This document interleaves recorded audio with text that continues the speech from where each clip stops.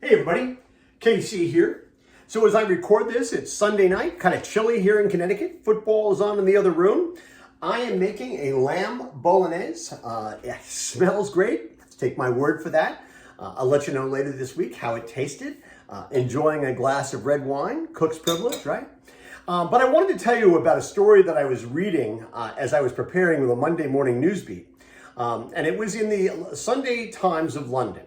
And it was about a place called Rosslare Europort. And Rosslare Europort is a seaport basically in Ireland where both passenger and freight ferries go to Spain and France and the UK. And the guy in charge of this is a guy named Glenn Carr. And go figure, and first of all, you've got to have a really complicated job these days, right, with Brexit and all. But go figure, Glenn Carr, as a teenager, worked for Super Quinn, the iconic Irish supermarket chain that was founded by Feargal Quinn. And we've talked a lot about Feargal Quinn here over the years. What a marvelous retailer and just sensational person that he was. Passed away a couple of years ago. And it's interesting that one of the things that it says in the lead of the story in the Times is that many a Thursday, Carr says, I had the privilege of being schooled by Feargal Quinn around the butcher's block on the performance of the shop that week. You got to know about revenue and margin and waste and so forth.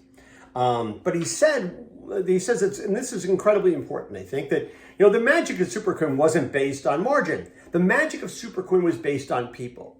And the phrase that Carr talks about that I think is really important to leave you with this Monday morning, as we begin both a new week and a new year, is something that Feargal Quinn told him a long time ago, which is don't let the accountants win.